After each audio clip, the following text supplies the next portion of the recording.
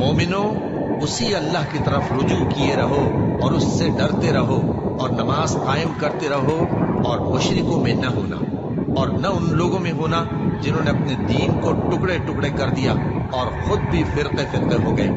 ہر فرقہ اسی میں مگن ہے جو اس کے پاس ہے، اور جب لوگوں کو تکلیف پہنچتی ہے تو اپنے پروردگار کو پکارتے ہیں اسی کی طرف رجوع کرتے ہوئے۔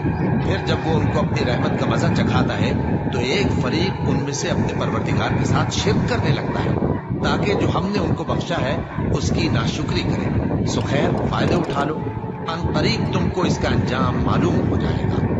کیا ہم نے ان پر کوئی ایسی دلیل نازل کی ہے کہ پھر وہ ان کو اللہ کے ساتھ شرک کرنا بتاتی ہے؟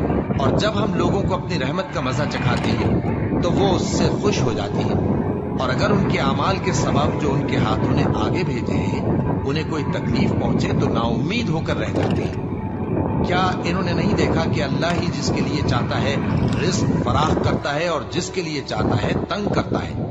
بے شک اس میں ایمان لانے والوں کے لیے نشانیاں ہیں، اور اسی کی نشانیوں میں سے ہے کہ وہ ہواؤں کو بھیجتا ہے کہ خوشخبری دیتی ہیں تاکہ تم کو اپنی رحمت کے مزے چکھائے، اور تاکہ اس کے حکم سے کشتیاں چلیں، اور تاکہ تم اس کے فضل سے روزی طلب کرو، اور تاکہ تم شکر کرو۔ اور ہم نے تم سے پہلے بھی پیغمبر بھیجے تو وہ ان کے پاس نشانیاں لے کر آئے، سو جو لوگ نافرمانی کرتے تھے ہم نے ان سے بدلہ لے کر چھوڑا، اور مومنوں کی مدد ہم پر لازم تھی۔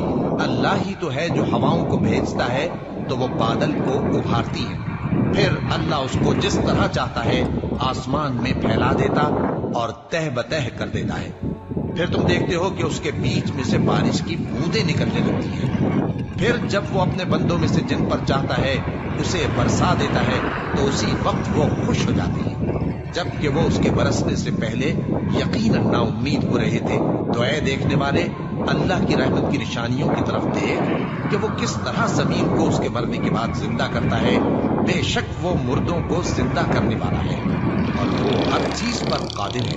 اور اگر ہم ایسی ہوا بھیجیں کہ وہ اس کے سبب کھیتی کو دیکھے کہ زرد ہو گئی ہے تو اس کے بعد وہ ناشکری کرنے لگ جائے، تو تم مردوں کو بات نہیں سنا سکتے، اور نہ بہروں کو جب وہ پیٹ پھیر کر لوٹ جائیں آواز سنا سکتے ہو، اور نہ اندھوں کو ان کی گمراہی سے نکال کر راہ راست پر لا سکتے ہو۔ تم تو انہی لوگوں کو سنا سکتے ہو جو ہماری آیتوں پر ایمان لاتے ہیں، سو وہی فرما بردار ہیں۔ اور جن لوگوں نے اللہ کی آیتوں سے اور اس کے سامنے حاضر ہونے سے انکار کیا وہ میری رحمت سے نا امید ہو گئے ہیں، اور ان کو درد دینے والا عذاب ہوگا۔ کیا ان لوگوں کے لیے یہ کافی نہیں کہ ہم نے تم پر کتاب نازل کی جو ان کو پڑھ کر سنائی جاتی ہے؟ کچھ شک نہیں کہ مومن لوگوں کے لیے اس میں رحمت اور نصیحت ہے۔ کہہ دو کہ میرے اور تمہارے درمیان اللہ ہی گواہ کافی ہے۔